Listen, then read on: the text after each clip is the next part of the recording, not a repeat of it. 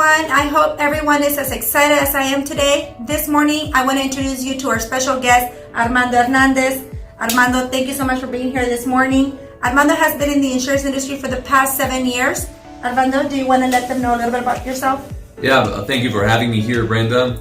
Indeed, I have been servicing the Rio Grande Valley area for the last 7 years with my insurance services. I specialize in building and designing strong benefit programs that help my clients to attract and retain top employees. Well, that is awesome. Well, thank you so much, Armando, again. Armando and I decided to partner up because together we bring in 18 years of insight knowledge and we could better guide you with all the resources and tools. However, today we decided to talk about the ACA, the Affordable Care Act.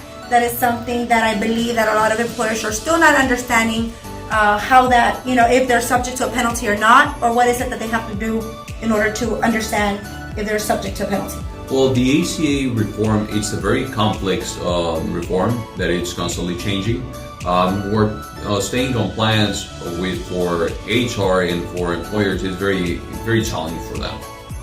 I see. So what are the key points that we could give them so they could kind of understand if they're, if they're subject to get penalized? Well, let's first start with who is subject to the ACA.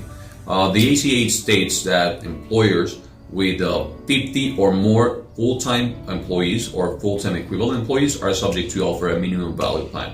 Now, a minimum value plan has at least covered 60% of medical expenses, including hospitalization or inpatient, and also doctor visits or physician coverage. I understand. So basically, having a minimum value plan in place, for anybody that has more than 50 full-time employees, will keep them in compliance and not get subject to get penalized. Yes, if they offer it, and also if it's affordable, which means that if the employee doesn't have to pay more than 9.86% of their income for 2019, they will be in compliance with the law and they will not get any kind of penalty. Okay, so can you give us an example of anybody, let's say, earning $10 an hour? Well, somebody earning $10 an hour, let's say that they work 30 hours a week, they shouldn't be paying around $130 per month for their health plan. Let's say if the employer has a plan that costs $300 per month for that employee, the employer should be paying at least $170 per month, so they can comply with the 9.86% of the employee's income. Fair enough.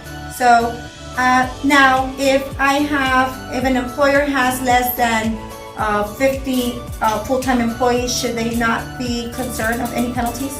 Well, they should be concerned of knowing if they don't have more than 50 full-time equivalent employees, because they might have 40 full-time employees, but maybe with part-timers and seasonal employees, they might exceed that 50 equivalent full-time employees. I understand. So a minimum value plan is not the same as a medical essential coverage? No, those are two completely things. Even though minimum essential coverage and minimum value plan are both included in the ACA, a minimum essential coverage plan is not a minimum value plan.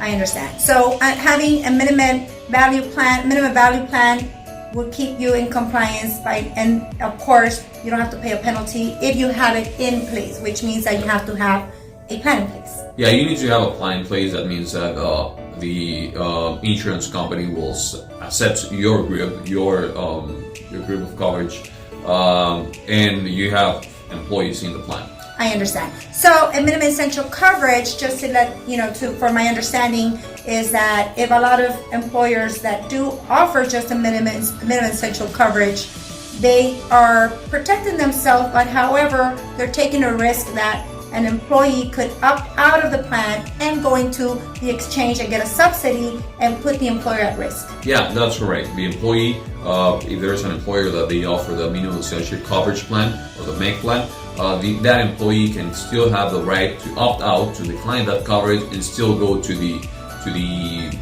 exchange, apply for it, get a subsidy, and if that employee gets a subsidy, they're going to be the employer will be penalized for that.